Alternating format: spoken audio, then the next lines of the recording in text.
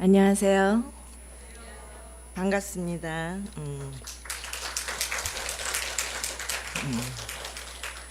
저는 아들이 둘이 있는데 큰 며느리가 차이니즈 아메리칸이에요. 그래서 처음에는 이왕이면 한국인 여성을 원했지만 둘이 이제 연애를 하고 좋아하니까 허락을 하면서 너는 걔가 왜 그렇게 좋니? 하고 물어봤더니 엄마 말이 통해 그러더라고요.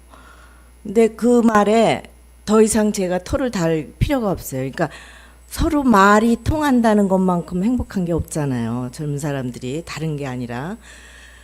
그러니까 얘는 한국이고 걔는 그러니까 차이니즈 어메리카니까 완전히 미국애예요. 근데 영어로 통한다는 뜻이 아니잖아요. 서로 이게 대화가. 근데 지금 한 10년이 넘었는데도 둘이는 뭐 그러니까 집에 이제 정월 같은 데 오면은 둘이 그렇게 얘기를 많이 해요. 그래서 여기 왔으면 좀 우리하고 했는데 둘이서 그렇게 끼리끼리 다니고 그러더라고요. 그래서 참 저것도 신통망통하다.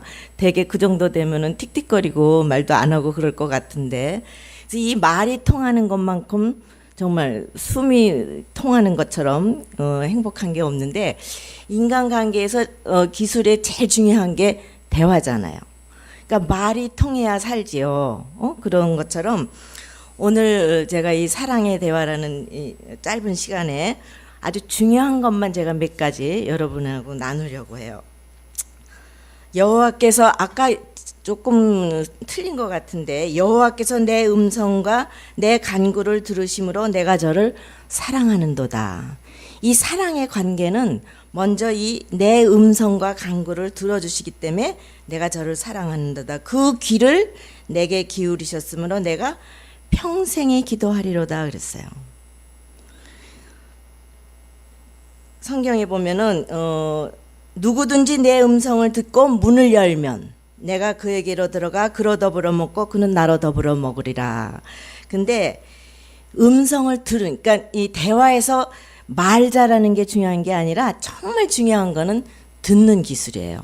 우리가 그걸 경청 기술이라 그러잖아요.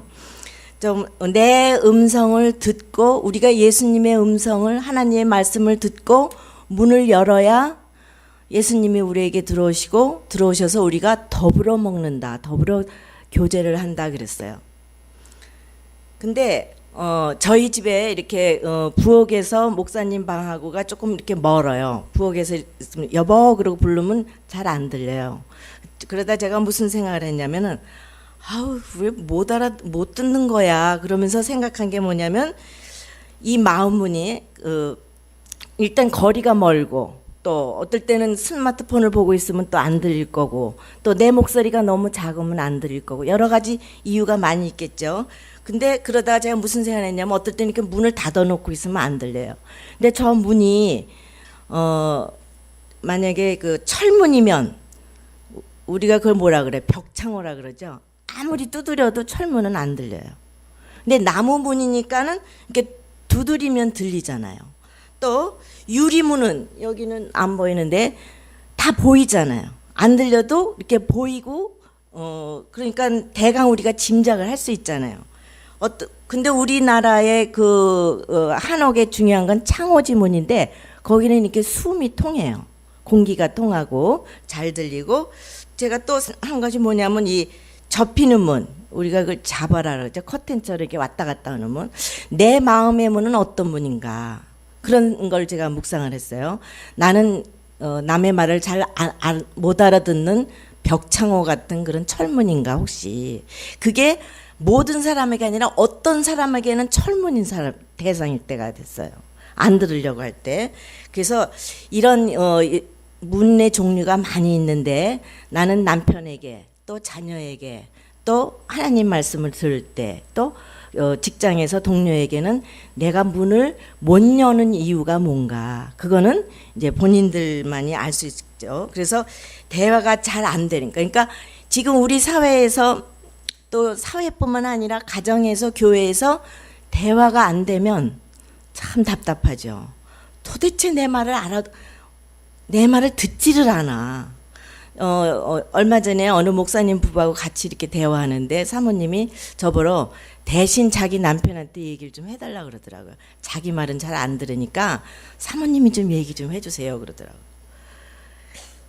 그런 그 자기가 너무 마음이 분주하면 또 안 들려요. 그렇죠? 내가 딴 생각하고 있으면 여러분이 아무리 좋은 강사가 와도 내가 지금 오늘 내가 이런 거 뭐 해야지 하고 그러고 다른 생각을 하면은 잘 안 들려요. 그래서 어떤 목사님이 교회 안에서 골프 하는 거 묵상하는 거보다는 골프장 가서 교회 묵상하는 게 낫다고 이렇게 둘러대는 사람도 있더라고요. 그러니까 이 안에 복잡하게 자기 생각이 너무 가득 차 있고 자기 주장이 있고 그러면 잘 안 들리니까 대화가 안 되죠. 그래서 이 우리가 대화를 잘 하는 그런 이제 경청 기술 그러는데 이 상담에서 제일 중요한 게 듣는 그 훈련하는 거예요. 저는 이제 상담학교를 했는데 12주 동안에 이 듣는 훈련만 해야 돼요. 실제로 이 상담을 받으러 가면은 45분에서 50분 상담을 하는데 그게 미국에서는 보통 45분에서 200불, 250불 차지해요. 그럴 때 예를 들어서 이제 내담자가 오면은 상담자는 그냥 그래? 그렇구나. 그냥 고개를 끄덕끄덕 해주면서 그냥 들어주고 45분 되면 그냥 타임이 오버 해가지고 체크 하나 써놓고 가야 돼요. 그런데도 불구하고 정말 뭐 해주는 말 별로 없어요. 그냥 고개만 끄덕끄덕 들어주고 하는데 그래도 그 내담자는 계속 와요. 왜냐하면 내 말을 들어주는 사람이 아무도 없기 때문에. 이 내 말을 듣는다는 건요, 정말 귀를 열고 마음을 열고 온몸을 다해서 들어줘야 돼요. 여러분이 정말 이렇게 앉아서 50분, 1시간, 2시간 듣는 거 사실 쉽진 않아요. 왜냐하면 어텐션하고 들어야 되니까. 집중을 해서 들어야 되니까. 근데 그렇게 들어야 그걸 들어줄 때 그게 내 마음이 전달되는 거거든요. 그래서 우리는 그걸 여기는 다행히 그게 없는데 왜 큰 교회 가면은 스크린 있잖아요. 다 스크린만 보잖아요. 그러면 이 강사가 이 아이 컨택이 안 돼요. 근데 사람이 대화를 할 때 눈과 눈을 마주치고, 그죠? 또 귀를 열고 온몸을 다해서 정말 이렇게 바라보면서 그렇게 들어줘야 저 사람이 내 얘기를 들어주는구나. 그런 거를 내가 인식을 하게 되잖아요. 그럴 때 내 마음이 열리는 거거든요. 그래서 만약에 여러분이 집에서 이렇게 자녀나 부부 사이에서 들어줄 때 눈만 돌려줘도 시선만 보여줘도 정말 그 관계가 이루어지는데 저희 신우는 자기 남편을 너무 존경을 해요. 그래서 남편이 뭐라 그러면 이러고 쳐다보면서 하는데 제가 옆에서 봐도 고모 그렇게 좋아 남편이? 그랬더니 자기는 그렇게 그 남편 옆에 있어야만 행복하대요. 그래서 둘이 진짜 천생연분이구나. 우리는 뭐 잘 쳐다보지도 않고 그냥 지나가면서 얘기하는데 남편을 그 60이 됐는데도 그렇게 바라보는 거에 제가 아주 이렇게 감탄을 했어요. 근데 정말 그렇게 그러니까 그 남편이 아내를 사랑하지 않을 수가 없어요. 자기를 그렇게 어텐션 해주는데 어떻게 사랑을 안 하겠어요. 그래서 참 놀랍다. 그런데 이 아이 컨택이 참 중요해요. 그래서 강의 가서 이렇게 강의가 잘 풀릴 때는 여러분이 저를 어텐션을 해주면은 이게 이 안에서 술술술 나오는데 이게 안 되면은 막 내가 잘 못하고 있구나. 이게 강의가 잘 안 풀리구나. 그러면서 이제 버벅거리기 시작해요. 그러니까 제가 강의를 잘하는 건 여러분이 제 얘기를 얼마나 잘 들어주냐고 그렇게 또 얘기할 수 있는데 우리가 실제로 이렇게 말하는 내용은 여러분 나가면 다 잊어버리세요. 이 낱말이나 단어가 주는 효과는 7%밖에 안 돼요. 그리고 이 톤, 목소리 너무 하이면 좀 피곤하죠. 또 너무 저음이면 좀 잘 안 들리잖아요. 이게 38%의 효과가 있고 나머지 55%는 바디 랭귀지예요. 그러니까 우리는 이 바디 랭귀지를 통해서 이미 대화가 전달된다는 걸 알 수 있죠. 그래서 온몸을 집중해서 듣는 거를 우리가 반영적 경청이라 그래요. 그러면 그걸 들을 때 여러분이 이렇게 맞아. 저건 내 얘기야. 그렇게 고개를 끄덕끄덕하고 또 우스운 얘기를 할 때 웃고 예전에 이제 저희 남편이 이렇게 설교하다가 가끔 조크를 하는데 이렇게 반응이 안 웃을 때가 있잖아요. 그러면 아이들이 와서 아빠 이 펭귄이 이렇게 올라간다고 썰렁하다고 그런 조크는 하지 말라고 그런데 이렇게 반응이 보이지 않으면 이게 이렇게 아주 이렇게 뭐가 이렇게 답답한 그런 걸 느끼잖아요. 그래서 우리가 듣는 훈련을 잘 하는데 중요한 게 뭐냐면 공감 능력이에요. 상대방이 할 때 맞아, 그래, 그렇지 이렇게 고개를 끄덕하면서 그거를 우리가 쉽게 아하 반응이라 그래요. 아 그렇구나, 그랬었구나. 이걸 우리가 피드백한다 그러잖아요. 그러니까 이런 거를 잘하는 사람이 인간관계가 좋아요. 저희도 이제 아무래도 목회자들끼리 많이 모이는데 하면은 목사님들의 특징이 말을 많이 하잖아요. 그러니까 저희는 가면 주로 이렇게 듣는 쪽으로 해요. 그래서 고개를 이렇게 끄덕하면 자연히 시선이 저한테로 와요. 왜냐하면 딴 사람은 자꾸 자기 얘기하고 딴청하는데 제가 이렇게 반응을 보이니까 아, 저 사람은 내 얘기를 들어주는구나 해서 저한테 이렇게 어텐션이 오는 걸 제가 느끼는데 그래서 정말 이 감탄. 근데 그 미국 사람들은 그냥 별것도 아닌데 너무 약간 오버하는 그런 제스처 하잖아요. 뭐 이렇게. 근데 우리는 그게 잘 안 돼요. 그런데 그걸 잘하는 사람이 인간관계가 좋아요. 왜냐하면 나는 네 말을 듣고 있다. 너를 존중한다. 너를 사랑한다. 너한테 관심이 있다. 이런 거를 메시지를 던져주는 게 아 그랬군요. 어머나 저런. 이거 여러분이 이거를 우리 그 상담 교육에서는 아주 막 12주 동안 계속 교육을 시키거든. 이렇게 듣는 훈련할 때 이렇게 그 듣기만 해야 돼요. 내 얘기를 하면 안 되고 그런 훈련을 하는데 이 공감 능력이 뭐냐면은 바로 사람을 살리는 능력이에요. 그러니까 자살하는 사람이 자살하기 전에 꼭 누군가에 한 번은 전화를 한대요. 그럴 때 그 얘기를 받아주면 그 사람은 자살을 안 한다고 그래요. 이건 전문가의 그 얘기인데 그런데 그 마지막 그 전화를 할 때 그 전화를 내가 아 이분한테 내가 그래도 전화를 한번 하고 했다 전화를 못 받거나 그랬을 때 난 미안해 지금 너무 바빠서 나중에 전화할게 그러면은 자살을 한다 그래요. 그 자살한 사람들의 그 연구를 조사한 거요. 그래서 우리가 무슨 얘기를 할 때 정말 그 공감을 해주는 거. 공감을 해준다는 거는 내가 그 사람 밑에 들어가서 그 사람을 받아준다, 이해한다 그런 뜻이에요. 예를 들면은 남편이 어느 날 들어서 나 회사 때려치고 싶어. 그러면 되게 어떤 반응이죠? 당신 미쳤어. 지금 우리가 당신이 그럴 때야. 아이고 배부른 소리 안 하면서 이제 막 잔소리를 하고 뭐 이렇게 기분 나쁜 말을 많이 하게 되잖아요. 그런데 그런 말을 할 때 어머 당신 힘들었구나. 그런 말을 할 때는 무슨가 분명한 이유가 있기 때문에 그러니까 그때 그 마음의 입장에서 어머 어떡해 당신 정말 쉬고 싶구나 어떡하지 하면서 조금만 공감을 이렇게 그 입장을 이해해 주면은 그 남편이 지금 당장 회사를 그만두겠다는 뜻이 아니죠.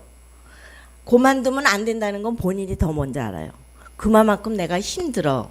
여보 나 정말 회사 다니는 게 너무 힘들고 힘들다는 거를 누군가가 이렇게 알아주기를 바라서 그런 말을 했는데 그때 어떤 반응을 보이느냐가 굉장히 중요하다는 거죠. 제가 이건 실제로 있는 얘기였는데 어떤 의사가 고백한 얘기를 들었어요. 그 의대 1학년 때 너무 놀다가 낙제를 했대요, 이분이. 그래서 이거를 엄마한테 얘기했는데 차마 의대 등록금이 얼마나 비싸요. 그러니까 그거를 얘기하기가 참 정말 한데 그냥 할 수 없이 엄마한테 엄마 나 1년을 더 다녀야 될 것 같아요. 이렇게 얘기했대요. 그랬더니 어머니가 잠깐 멈추더니 예 그렇게 중요한 공부를 1년을 더 할 수 있으니 얼마나 좋으냐. 너 이 다음에 훌륭한 의사가 될 거야. 이 얘기에 자기가 쇼크를 먹고 정말 공부를 그때부터 열심히 해서 훌륭한 내과 의사가 됐다고 고백을 하더라고요. 그래서 제가 메모를 했어요. 야, 그 엄마 정말 대단하구나. 우리 같으면 정말 얘가 하면서 이제 뭐 우리 시리즈 나오잖아요. 너가 미쳤니? 1년을 어떻게 하여튼 안 해도 여기서 줄줄이 나올 그런 말들이 있는데 잠깐이지만 이미 낙제한 걸 그런다고 소용이 없잖아요. 정말 지혜로운 엄마 같아요. 그 한마디가 너는 정말 훌륭한 의사가 될 거야. 그렇게 어려운 공부를 1년을 더 하니. 이건 보통 긍정적인 마인드가 아닌 것 같아요. 저는 이 어머니를 못 뵀지만 정말 존경스럽고, 야, 저런 건 우리가 정말 배워야겠구나. 어떤 상황, 이미 벌어진 다음에 어떤 상황에서도 비판하거나 정죄하거나 충고하거나 그렇게 하지 않고, 그때 지혜가 필요한 것 같아요. 정말 아우 나 학교 가기 싫어 그때 이놈이 하면서 야단치는 게 아니라 너 무슨 일이 있니? 학교에서 무슨 일이 있었니? 하면서 아이의 입장에 대해서 물어봐 주는 거. 이게 굉장히 중요한 것 같아요. 그래서 우리가 주위에서 실수했을 때 그때가 정말 내 인격이 드러나는 때인 것 같아요. 그래, 누구나 실수할 수 있지 하면서 좀 관용을 넓은 마음으로 그거를 받아주는. 근데 저는 그렇게 자녀를 키우면서 못한 것 같아요. 근데 이제 나이가 들고 은퇴하고 그러니까 여유가 생기더라고요.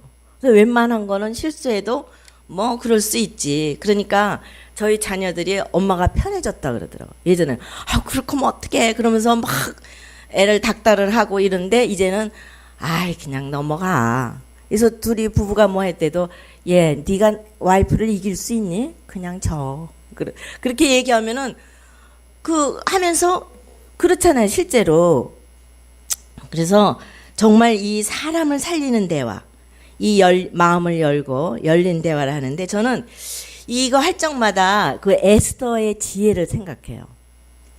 에스더야말로 그때 여러분이 성경을 너무 잘 아시기 때문에 제가 배경을 안 하고 저에게 주어진 시간이 짧아서 제가 이렇게 본론만 얘기하는데 그 아하수라의 왕이 그때의 아하수라의 왕의 권력은 지금 트럼프 후보의 한 10배는 더 가는 권세를 가진 그런 시대예요.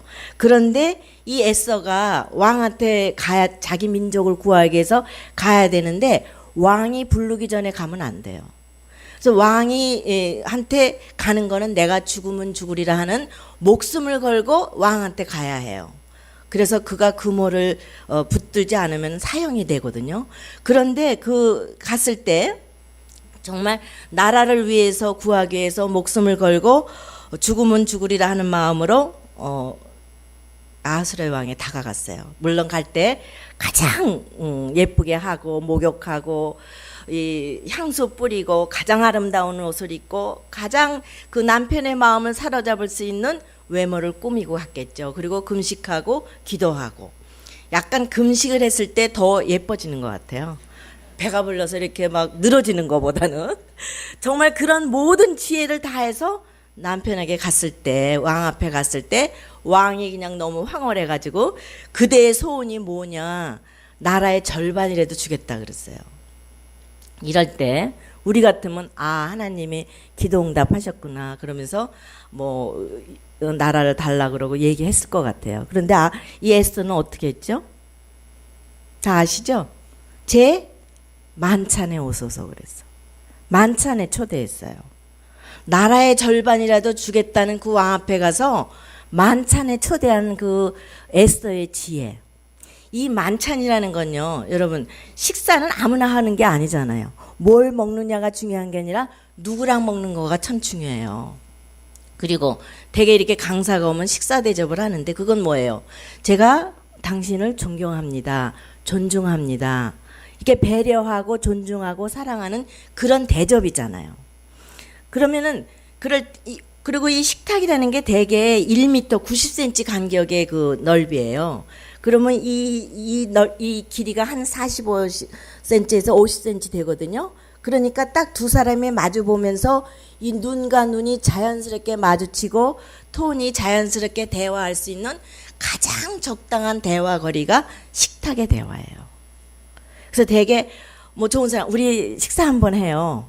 그거는 내가 뭐를 먹겠다, 짜장면을 먹겠다, 짬뽕을 먹겠다, 이게 아니라 우리 만나서 대화 좀 하지요. 사랑의 교제 좀 나누죠. 그런 의미잖아요. 그런데 자기가 목숨을 걸고 나온 여자가 입에서 왕에게 뭐라 했냐면 제 만찬을 초대했을 때 이 왕의 마음이 어땠을 것 같아요? 너무 서프라이즈 아니에요? 저거 분명히 용건이 있어서 목숨 걸고 나한테 온 거니까 뭐 지나라 구하겠지. 다 어떤 그거를 가지고 선입견을 가지고 했는데 너무 서프라이즈하게 자기를 만찬에 초대하기 위해서 목숨 걸고 온 여자한테 안 넘어갈 남자가 없잖아요. 그랬는데 또 와서 만찬을 얼마나 또 진수성찬으로 남편이 좋아하는 걸 했겠어요. 그런데 야 빨리 말을 해라. 내가 나라의 절반이라도 주겠다는데 한 번 더 초청했어요. 이게 뭐야? 그 마음을 사로잡는 이 에스더의 지혜예요. 저는 이 에스더를 볼 적마다 정말 내가 어떤 중요한 일을 했는데 중요한 건 그 사람이 들을 준비가 돼 있을 때 얘기해야 돼요. 그 사람이 귀가 닫혀 있고 마음이 닫혀 있을 때 아무리 좋은 얘기를 해도 그거는 소용이 없어요. 그러니까 아이들을 훈계할 때도 마찬가지고 예서 남편에게 뭔가 부탁을 할 때도 뭔가 내 마음을 진정성을 할 때는 저 상대방이 지금 들을 준비가 돼 있는가, 귀가 열려 있고 마음이 열려 있고 나한테 어텐션이 돼 있는가, 이거를 알고 대화를. 그래서 성경에도 때에 맞는 말이 얼마나 아름다운 거 그랬어요. 사람이 말할 때가 있고요, 잠잠할 때가 있고요. 그래서 그랬을 때 정말 제 만찬에 오셔서 했을 때 나중에는 그 사람이 그 아하스령이 안달이 났어. 예, 내가 정말 너를 위해서 뭔가 너무 마음이 열리니까 정말 나라의 절반이고 뭐든지 네가 말하는 건 내가 다 주겠다. 그런 우리가 사랑하면 다 주고 싶잖아요. 그런 마음 준비가 돼서 열려 있을 때 그가 그 하만 얘기를 했을 때 해결이 된 거잖아요. 저는 이 에스더의 지혜를 통해서 정말 우리가 살맛나게 하는 사람, 이게 바로 사랑의 대화예요. 상대방으로 하여금 뭐를 해줘도 기분 좋게 해줄 수 있게 억지로. 그러니까 용돈을 이렇게 애들이 할 때도 어떨 때 기분 좋게 줄 때가 있고 어떨 때 뺏기는 심정으로 줄 때가 있잖아요. 마지못해서 아유 이놈 새끼 안 줄 수도 없고 이렇게 해서 억지로 뺏기면서 주는 것 같지만 어떨 때 그 지혜로운 애들은 와서 뭐 엄마를 그냥 이렇게 녹이잖아요. 나는 엄마가 뭐 제일 좋아하면서 다 알고 속는 것 같지만 그래도 주고 싶은 그런 심정. 요것이 그 지혜라고 저는 생각해요. 그래서 경우에 합당한 말은 아로새긴 은장반위에 금사가라 그랬어요. 그러니까 이게 지금 내가 이 말을 하는 것이 이 경우에 합당한지 합당하지 않은지 그런 거. 또 사연을 듣기 전에 대답하는 것은 미련의 욕을 당하느니라. 근데 또 하나 중요한 거는 시편 여러분 아까 109편 17절에 제가 한 구절 읽어드릴게요. 저가 저주하기를 좋아하더니 그것이 자기에게 임하고 축복하기를 기뻐 아니하더니 복이 저를 멀리 떠났으며 그랬어요. 이건 뭐냐면 칭찬하는 거. 왜 고래도 칭찬하면 춤을 춘다 그랬는데 저주하기를 좋아한다는 건 뭐예요? 비판하고 욕하고 저주하고 막 그런 그 상대방을 헐뜯고 이렇게 하는 사람은 그걸 좋아하는 사람은 그것이 누구한테 임한다고요? 자기한테. 보세요. 주변에 부정적인 얘기를 많이 하고 다니는 사람이 꼬이지 않아요. 그리고 뭐라 그랬냐면 그것이 자기의 임하고 축복하기를 기뻐 아니하더니 복이 저를 멀리 떠났다 그랬어요. 거꾸로 말하면은 다른 사람을 칭찬하고 축복해주면 그 복이 누구한테 와요? 나한테 와요. 그러니까 내가 행복해지는 비결은 다른 사람을 칭찬하는 거예요. 아우 잘했구나. 아이고 수고했다. 정말 너는 어쩜 그렇게 잘하니? 넌 참 대단하구나. 이렇게 하면서 계속 격려하고 칭찬하면 그것이 나한테 다 돌아온다 그래요. 근데 우리나라 문화는 약간 이렇게 남을 지적하고 비판하고 판단하고 막 이러잖아요. 칭찬하는 거를 훈련이 안 돼 있어요. 그래서 칭찬을 해줘도 받는 사람이 쑥스러워가지고 아니에요. 예를 들어서 오늘 목사님 멋있었어요. 아이 뭘 이렇게 그걸 어머 그래요? 땡큐 이렇게 받아들이는 게 훈련이 안 돼 있다고요. 그래서 정말 이 말에 죽고 사는 것이 혀의 권세에 달렸다 이랬어요. 잠언 18장 21절에 잠언에 특별히 이 말과 입에 대한 것이 많이 나와 있는데 칼로 찌른같이 함부로 말하가니와. 여러분 어렸을 때 우리가 부모님한테 매 맞고 자란 건 하나도 기억이 안 나요. 그런데 욕먹은 거 이런 바보 같은 XX 이런 멍청이 이런 거 기억하죠. 그러니까 아이들도 우리가 그렇게 욕한 건 다 기억해요. 함부로 말하는 건 칼로 찌른 것 같다는 건 뭐냐면 칼로 이렇게 자국을 이렇게 그으면은 뭐가 나타나요? 자국이 남아요. 흔적이 남아요. 그래서 우리가 정말 말을 조심해야 되는데 혀는 날카로운 칼 같도다. 시편 54편 4절에 그런 말씀이 있어요. 입과 혀를 지키는 자는 그 영혼을 환난에서 보존한다 그랬어요. 그러니까 가장 절제하기 힘든 게 입이죠. 식욕도 힘들지만 말하는 거, 절제하는 거.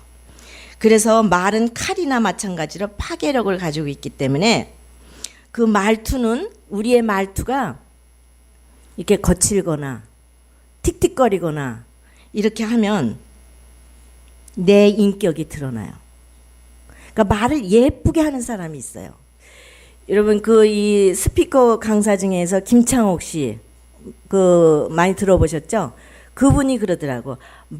배우자를 볼 때 배우자를 선택할 때 말이 예쁜 사람을 선택하라 그러더라고. 그거는 또 뭐냐면 부모의 언어를 보라는 거예요. 자녀들은 부모의 언어를 그대로 배우게 돼 있어요. 그래서 부모가 어떤 언어를 쓰는가 보면 그 자녀의 인격이 드러날 수 있다는 거죠. 그러니까 그 이 말투가 그래서 이 말은 뇌세포를 변화시킨다 그랬어요. 그러니까 말버릇이 운명을 바꾼다 그러는데 우리말에 말이 씨가 된다 그런 말 있죠. 저거는 안 될 거야. 뭐 이렇게 부정적인 그런 거를 하는 사람.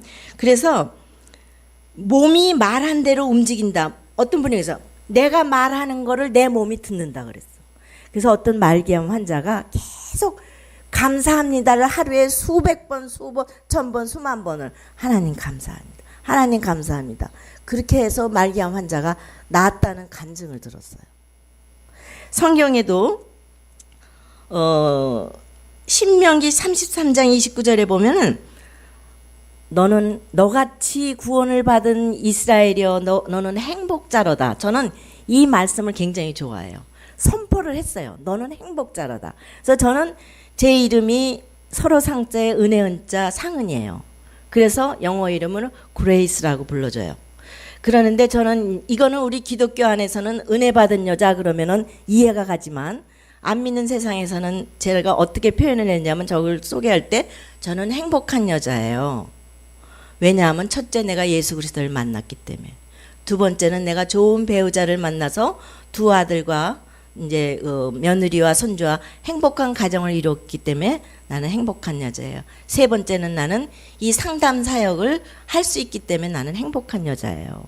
이렇게 저를 뭐 1분도 안 되죠. 소개하면 다른 사람이 저를 볼 때 저 여자는 행복한 여자래. 그게 제 별명이에요.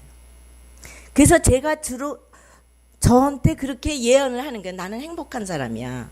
이거를 심리학 용어에서는 자충적 예언이라 그래요. 자기 충족하는 예언이라. 그러니까 내가 행복한 사람이다 그러면 나는 행복한 거야. 근데 나는 왜 이렇게 재수가 없어? 나는 이렇게 불행해? 나는 왜 이것도 못해? 이렇게 자기를 그렇게 하면 불행할 수밖에 없어요. 그 선택은 여러분에게 있으니까 여러분이 정말 긍정적인 말을, 그러니까 막 이렇게 예전에 일하는 어떤 분이 아이고 심란해 그랬더니 저희 어머니가 잘못 듣고 뭐 신이 난다고? 그러시니까 심란하다는 그런 사투리를 썼는데 그거를 신이 난다고 들으신 거예요. 그러니까 그냥 까르르 웃으면서 그러고 보니까 또 신이 나는 거예요. 그러니까 사람은 말한 대로 이루어진다는 우리 말이 있는 것처럼 내가 어떻게 나에 대해서 자기를 표현하는 것도 중요해요. 전 아무것도 못해요. 그러면 그 사람은 정말 못하는 사람. 저 이것도 할 수 있어요. 그거를 왜 부정적인 언어는 어떤 마음에서요? 굳은 마음, 비교의식, 열등감, 미숙함, 이기심 이런 데서는 부정적인 생각이네. 꼴도 배기 싫어 죽겠어요. 이런 하는데 그거 해서 뭐 하자 그러면 꼭 그런 사람, 그런 건 해서 뭐해요? 이런 사람 있죠. 그런 사람은 목표의식이 없어요. 네, 난 못해요. 자기를 부정하는 사람. 그게 되겠어요? 이거는 가능성 회의에 빠진 사람이에요. 그걸 내가 어떻게 해요? 엄두도 못 내는 증후군이래요. 그러니까 이런 생각을 갖고 이런 말을 많이 하는 사람은 아무것도 못해요. 진짜로. 주위에서 여러분 친구나 보세요. 뭘 하는 사람은 하면 된다. 할 수 있다. 나도 할 수 있어. 하고 용기를 주고 밀어주고 해서 하게 하는 거죠. 그러니까 나를 다스린다는 거는 곧 내 입을 다스리는 거예요. 내가 이걸 어떻게 하지? 아니야. 내게 능력 주신 자 안에서 내가 모든 것을 할 수 있어. 어저께 장 목사님을 만났는데 이 커뮤니케이션이 잘못돼가지고 정말 대화에는 5차원의 대화가 있는데 첫째는 이렇게 의례적이고 형식적인 대화예요. 그러니까 뭐 길거리에서 하이 뭐 이렇게 인사하는 정도의 그런 대화고, 두 번째가 이런 정보나 사실을 나누는 거를 2차원의 대화예요. 근데 그 대화가 두 목사님이 잘 안 됐었어요. 그러니까 집회 약속이 몇 번이다. 이게 스케줄이 딱 나와야 되는데 목사님이 생각하는 거하고 장 목사님하고, 그러니까 박 목사님은 보통 낮에는 안 하는 걸로 알고 있었어요. 그러니까 저녁에 하고 새벽하고 주일만 한다. 그래서 이 시간을 몰랐는데 어저께 딱 우리 교회는 낮에도 합니다. 그러는 거예요. 그러니까 장 목사님은 이게 당연하다고 생각했고 박 목사님은 그게 당연하다고 생각. 다 자기네들 당연하다고 자기들이 옳다고만 생각해요. 그래서 제가 할게요 그랬어요. 그것도 사실 저 원고도 안 가져왔어요. 그런데 제가 사실은 이제 나이가 들면서 그 노년에 대해서 노년학을 공부하면서 시니어를 위한 행복한 10계명을 원고를 준비했거든요. 그래서 저는 처음에 여기 30년 됐으니까 어른들 많으시면 제가 어른들 모시고 하겠습니다. 그랬더니 아니 여기 우리 젊은 분이 많다 그러더라고요. 그래서 그럼 제가 대화할게요. 그냥 하니까 또 하죠. 그죠? 그러니까 또 여러분이 오셔서 이렇게 대화할 수 있는 거예요. 그러니까 자기 생각 이런 간단한 거지만 서로 커뮤니케이션이 이런 허다하게 많아요. 부부지간에도 당연하게 그거 그러면 알 거라고 생각해 서로 다른 생각하고, 자녀하고도 그래서 오해가 생기고, 그랬을 때 너는 왜 그것도 못 알아듣고 어쩌고 저쩌고 이렇게 하면은 길어지고 상처만 돼. 오케이 알았어. 지나간 건 지나간 대로 내버려 두고 어떻게 할 것인가, 왜라는 질문보다는 어떻게 할까를 여러분이 해야 돼. 그러니까 질문을 할 때도 예스 노를 이렇게 물어보기보다는 어떻게 할까요? 우리 육가 원칙 배웠잖아요. 무엇을 할까요? 어디서 할까요? 이런 질문으로 하는 것이 더 창의적이에요. 지금은요 우리 스마트폰 때문에 이 유튜브 때문에 다 박사잖아요. 건강, 요리, 뭐 운동, 하여튼 모든 정보가 그냥 다 있기 때문에 이것만 하나 있으면 다 돼요. 그런데 여기에 없는 거는 뭐예요? 창의적인 아이디어예요. 그러니까 지금은 젊은 사람들을 우리가 못 따라가는 게 이게 반짝반짝 빛나니까 생각할 수도 없는 거꾸로 그거 있죠. 이렇게 하면 딱 나와야 되는데 다이어트 하는 거. 하여튼 뭐든지 하여튼 정상이 아닌 이상한 거를 하는데 그게 다 유행이 돼요. 그제 어떤 분이 양말이 없어져가지고 짝재기를 신고 나왔어요. 근데 그거 패션이라고 그러면 되는 거예요, 그냥. 꼭 똑같은 거 신으라는 법이 없잖아요. 그죠? 그러니까 누가 요새는 탤런트들이 이거 하나 하면은 그거는 뜨는 거잖아요. 전지현이 뭐 하나 하면 뜨고. 하여튼 참 공 하나 집어넣으면은 인생이 피고. 이런 시대에 살고 있어요. 그러니까 이런 아이디어라는 상에서 이렇게 부정적인 언어를 하고 부정적인 생각을 갖고 있는 사람하고 사귀면 도움이 안 돼요. 그래서 대저 그 마음의 생각이 어떠하면 그 위인이 그러한즉 그랬어요. 그러니까 우리가 한번 해볼게요. 생각해 보겠어요. 하면서 고마워요, 감사해요, 미안해요, 괜찮아요, 잘했어요, 좋아요, 자랑스러워요. 이게 사랑의 언어예요. 천국 언어는 어떤 언어냐면 너는 내 사랑하는 자야, 내 기뻐하는 자라. 담대하라, 위로하라, 두려워하지 말라, 낙심하지 말라. 성경에 생명을 사랑하고 좋은 날 보기를 원하는 자는 혀를 금하여 악한 말을 그치며 그 입술로 거짓을 말하지 말고. 그러니까 이 감사는 긍정적인 뇌를 만든대요. 이게 긍정적인 뇌를 만드는 비법은 감사예요. 칭찬하고 감사하는 거. 그러니까 감사할 게 있어야 감사하죠. 이런 사람이 있어요. 평범한 일상에서 감사를 찾아내는 훈련. 이게 마음의 근력을 키우는 훈련이에요. 어떨 땐 그냥 감사해요. 오늘 아침에 새벽에 비가 왔잖아요. 근데 지금 오실 땐 비가 안 왔잖아요. 이것도 감사하죠. 지금 미세먼지 때문에 정말 이렇게 스트레스 받는데 또 그것 때문에 이거 쓰면서 또 거기에 이거 마스크 하는 장사는 잘 되죠. 또 그렇게 흥하는 사람도 있더라고요. 망하는 사람도 있지만 공기청정기가 얼마나 불티나게 잘 팔려요. 그러니까 어떤 거든지 좋은 게 있으면 나쁜 것도 있고 안 되는 게 있으면 되는 것도 있어요. 항상 양면이잖아요. 근데 우리는 제가 아까 얘기했나요? 공자가 죽어야 나라가 산다. 한 20년 전에 베스트셀러였던 책이에요. 우리나라 문화는 척하는 문화잖아요. 아는 척, 모르는 척, 있는 척, 잘난 척, 뭐 이런 척하고 또 체문화예요. 배가 고파도 부른 척, 부른 체하고 없어도 있는 체하고 이런 체문화 때문에 솔직하지 못해요. 특별히 이 감정을 솔직하게 표현하지 못해요. 또 제가 하나 지금 경청기술 공감훈련 또 하나 중요한 게 뭐냐면은 아이메시지예요.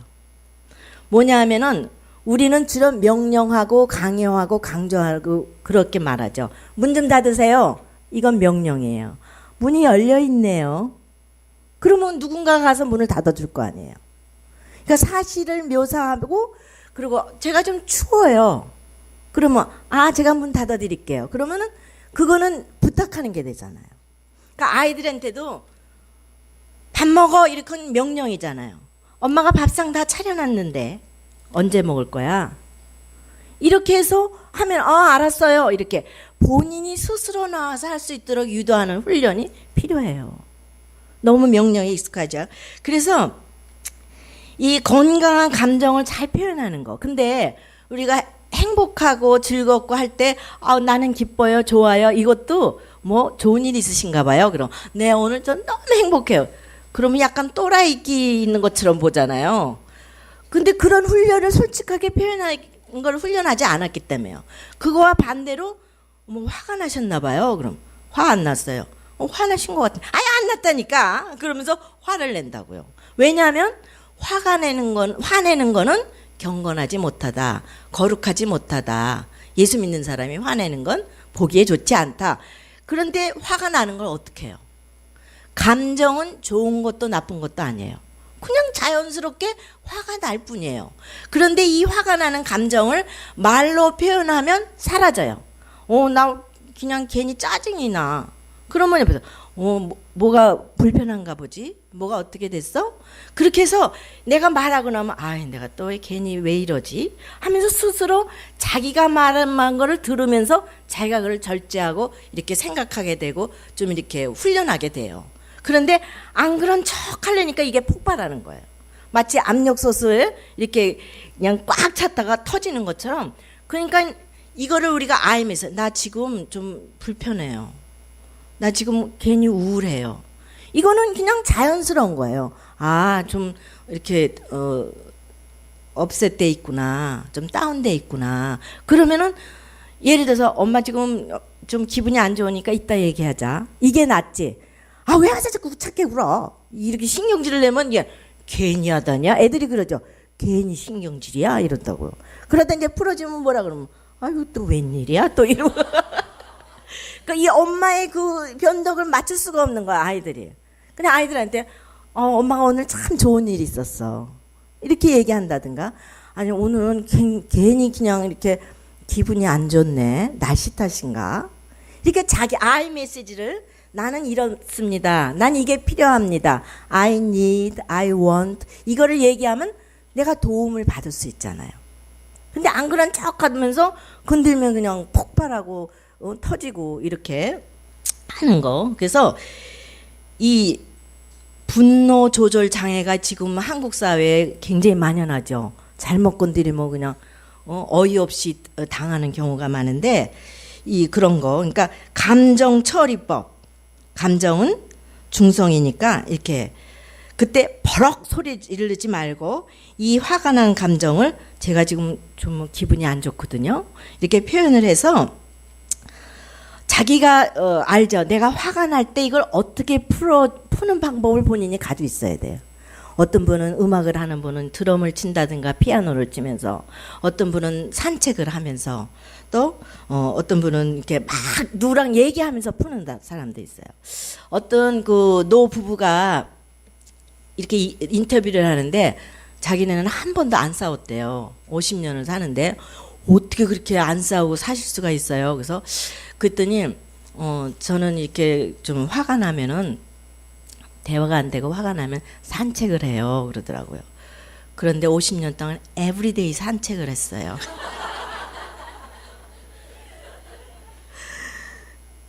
웃기는 조크지만 그 우리 안에 뼈 있는 얘기잖아요. 그러니까는 그래도 싸우는 것보다는 나가서 저 산책하는 게 낫죠. 그죠? 그러니까 자기 나름대로 내가 화가 날 때는 어떻게 이게 풀어지더라. 그거를 다 가지고 계셔야 돼요. 그래서 그럴 때는 주위에서 상대방이 좀 뭐 기분이 언짢은가 보다. 어떤 권사님은 나가서 이렇게 풀을 뽑으신다 그러더라고. 나가서 이거 그리고 어떤 목사님은 저거 뭐죠? 그거 뭐죠? 이거 저기 갑자기 단어가 이렇게 공 던지는 거.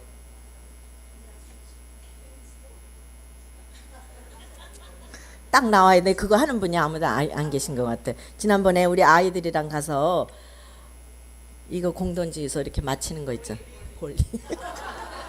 20곡에 하는 것 같아. 볼링 하면서 자기 스트레스를 확 푼다 그러더라고요. 그러니까 자기 나름대로의 그런 걸 가지고 계시는 것이 그렇게 해서 빨리빨리 이거를 해소해서 내보내는 게 중요해요. 이 안에 화를 가지고 있으면 아드레날린이 나와서 이 모든 거에 그 스트레스를 주기 때문에 만병의 근원이 돼요. 화를. 그러니까 한국 사람만이 가지고 있는 화병이라는 게 있잖아요. 그리고 병원마다 가보면 검사하면 다 안 나오는 뭐라 그래요? 스트레스라 그러잖아요.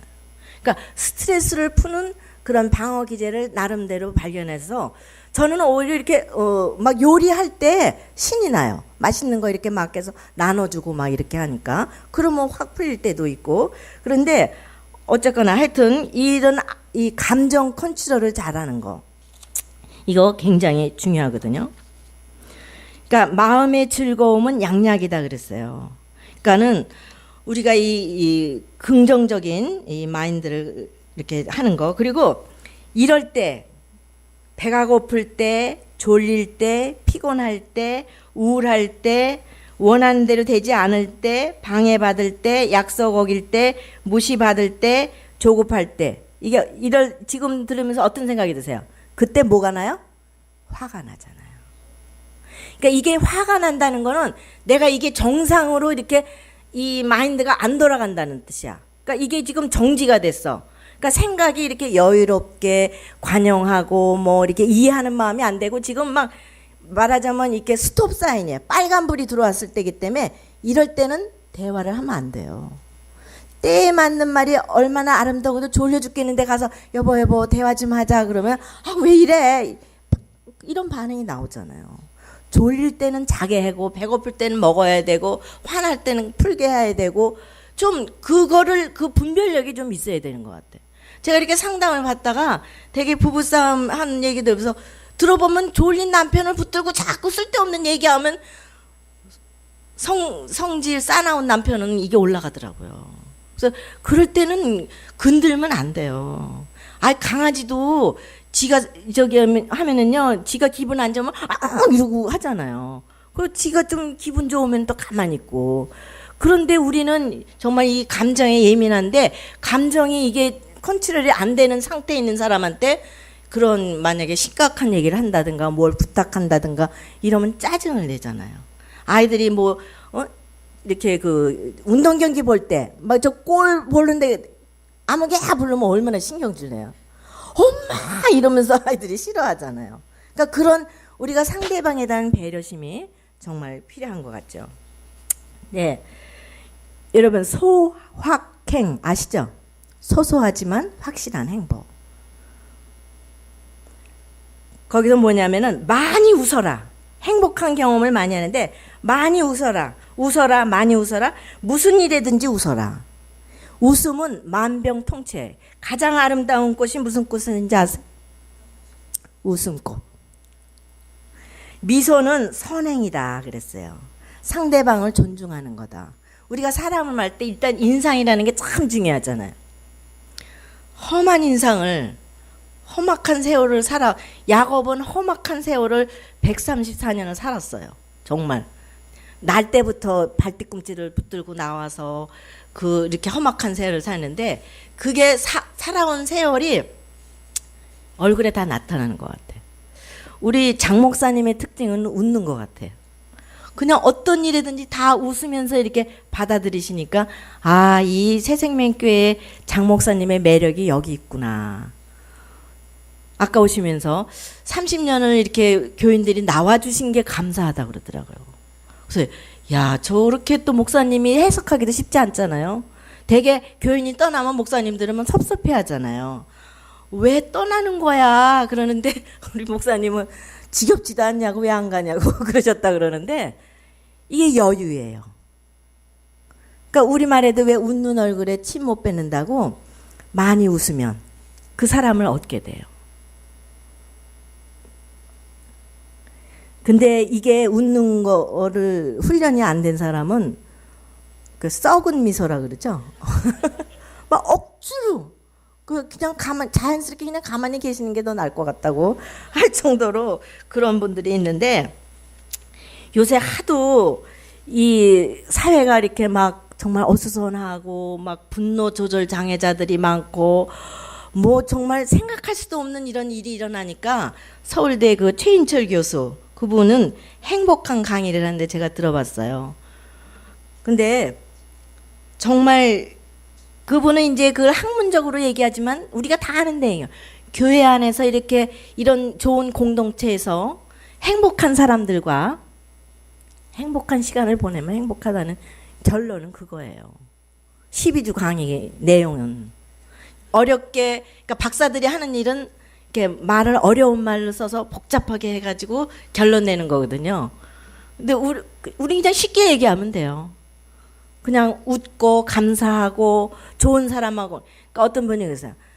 좋은 사람하고 맛있는 거 먹는 것만큼 행복한 게 어딨어요. 어떤 천국이 따로 있냐고. 이 맛있는 거를 사랑하는 사람하고 마주보면서 먹는 게 행복한 거라고. 별거 아니잖아요. 인생 별거 아닌데 그 별거 아닌 인생에 왜 그렇게 스트레스를 받고 죽기 살기로 덤비냐고요. 우리 좀 행복하게 살기 위해서 그 행복 관리는 시간 관리, 공간 관리, 사람 관리, 돈 관리예요. 그게 뭐냐면은 이 시간을 어떻게 보내느냐가 중요한 거예요. 하나님 말씀 묵상하면서 좋은 사람과 맛있는 식사 나누면서 이 교회라는 이런 공동체만큼 좋은 그런 장소가 어디 있어요? 왜 우리가 다 그러죠? 아지트에서 만나 그러잖아요. 그 아지트가 바로 우리는 예배당이잖아요. 만나면 반갑고 그리고 여기선 정말 우리가 좋은 얘기하고 서로 기도 부탁하고 기도해주고 사랑의 대화를 나누고 시간 하나는 제가 철저히 잘 지키거든요. 근데 어저께 목사님이 한 10분 늦게 하셨으니까 제가 10분 일찍 할게요. 12시 전에 끝내라고 하셨는데 저는 이 시편 116편 이 말씀을 볼 적마다 여호와께서 내 음성과 내 간구를 들으심으로 내가 저를 사랑하는도다. 하나님이 내 음성과 간구를 들으신다는 걸 여러분 묵상 한번 해서요. 여러분이 제 얘기를 들어주는 것도 저는 감사해요. 뭐 내가 그렇게 특별하게 뭐 대단한 얘기하는 것도 아닌데 저에게 어텐션을 해주시고 고개를 끄덕하고 웃어주시고 이것만 하니까 제가 마음이 이렇게 따뜻해지잖아요. 그런데 그 여호와 하늘에 계시는 하나님 아버지께서 하나님 제가 너무 오늘은 힘들어요. 하나님 오늘은 왜 이렇게 짜증만 나는지 모르겠어요. 아우 왜 이렇게 되는 일이 없어요. 막 이런 얘기. 남한테 할 수 없는 얘기. 그죠? 아무리 부부래도 아무리 부모래도 자녀래도 얘기할 수 없는 내용들이 다 있어요. 인생은 어차피 외로운 인생이에요. 아까 제가 얘기했더니 아하스로에가 왜 그렇게 에스더한테 넘어갔냐면 리더는 외로워요. 얼마나 그 사람은 외롭겠어요. 그 나라를 다스려야 되고 주변 국가를 다스려야 되고 자기를 찾아오는 사람은 자기를 보는 게 아니라 자기가 가지고 있는 권력 때문에 오는 거예요. 힘 때문에 오는 거예요. 자기에게서 그 힘이 없다면 자기는 아무것도 아니에요. 그렇게 외로운데 에스더는 뭐냐면 나는 당신과 함께 식사를 하고 싶습니다. 당신과 눈을 마주치고 당신과 사랑의 대화를 나누고 싶습니다. 나는 당신을 존중합니다. 존경합니다. 이런 메시지를 보냈기 때문에 넘어간 거예요. 사람은 단순하잖아요. 누가 나를 사랑한다 그러면 거기 안 넘어갈 사람이 없어. 그 사랑해. 그런데 하나님이 내 음성과 간구를 들으시는데 내가 어떻게 그를 사랑하지 않을 수 있겠어요? 우리가 하나님을 사랑할 수 있는 거는 하나님이 내 기도를 들으시고 뭐라 그랬냐면 그 길을 하나님이 그 넓은 길을 내게 기울이셨으므로 내가 평생에 기도하리로다 그랬어요. 우리가 평생을 외롭지 않고 언제든지 어느 때든지 어디서든지 기도할 수 있는 놀라운 특권을 가지고 있잖아요. 정말 사망의 음침한 골짜기를 갈지라도 두려워하지 않을 것은 주께서 나와 함께 하시기 때문에 주님 급하면 주님 부르면 주님이 오세요. 내 음성을 들으세요. 이것만큼 놀라운 특권이 어디 있어요? 전 이게 사랑의 대화예요. 하나님이 내 음성과 간구를 들으시면 내가 주님을 사랑합니다. 그 길을 내게 기울이셨으면 내가 평생에 기도하겠습니다. 하나님의 음성을 듣고 우리 하나님이 내 음성을 듣고 더불어 내 음성을 듣고 문을 열면 내가 너에게로 들어서 나로 더불어 먹는다. 내 안에 예수님이 계세요. 급하면 예수님. 저 오기 전에 아들한테 카톡하면서 엄마 지금 강의 가는데 우리 손주예요. 노아하고 리나한테 할머니 위해서 기도해달라고 부탁해 하고 왔어요. 우리 손녀딸이 4살인데 기도를 하면 하여튼 매주알 고주알 다 얘기해요. 할머니 집 가서 아이스크림 먹었어요. 하나님 뭐 그러니까 지 엄마한테 엄마랑 같이 들으면서 오늘 얘 일정이 다 나와요. 그러니까 내가 아이스크림 엄마 왜 아이스크림 줬어? 내가 줬니? 지가 꺼내 먹었지. 제가 이렇게 변명을 하지만 하여튼 얘가 다 근데 그걸 듣는데 너무 은혜롭더라고요. 또 우리 며느리가 그거를 녹음을 해서 카톡으로 저한테 보냈더라고요. 그래서 야 이렇게 순수하게 있는 그대로 오빠가 때렸어요. 뭐 내가 미안하다고 했어요. 뭐 이러면서 할머니가 뭐 어쨌어요. 이렇게. 근데 아 이런 기도가 진짜 기도야. 그래서 내가 우리 손녀딸한테 할머니에서 기도해달라 그래. 이렇게 부탁하고 왔거든요. 근데 우리는 정말 언제든지 어느 때든지 어디서든지 순간순간 저는 예를 들어서 이렇게 강의하다가 잘 안 풀릴 때 하나님 어떻게 해요? 도와주세요. 좀 그렇게 기도하면서 해요. 이런 하나님을 사랑하기 때문에 하나님도 내 음성을 들으시지만 우리도 하나님의 음성을 들어야 돼요. 내 말만 짓거리면 우리 손녀딸은 지 말만 해요. 할머니 얘기는 잘 안 듣고 그러면 할머니 얘기 좀 들어봐. 그리고 얼굴을 제가 여기다 이렇게 갖다 대면은 하나님이 내 얘기를 들어주시는 것처럼 우리도 하나님의 음성을 들어야 돼요. 그러려면 말씀을 통해서 살아있는 말씀을 하나님 제가 여기 있습니다. 말씀하옵소서. 주의 종이 듣겠사오니 말씀하옵소서. 그래서 무릎을 꿇고 그게 큐티잖아요. 아침에 새벽에 말씀하옵소서 주의 종이 듣겠나이다. 그래서 주님의 말씀을 듣고 주님 근데 제가요 오늘은요 뭐 이러고 어저께 이래가지고 이러고 그냥 하나님한테 하소연하듯이 내 마음을 다 털어놓고 하나님의 음성을 들으면 이 안에 뭐가 이루어져요? 정말 은혜와 평강이 넘치고 천국이 이루어지잖아요. 주 예수 계신 곳이 그 어디나 하늘나라라고 그러죠. 이게 예수님과 동행하는 길이에요.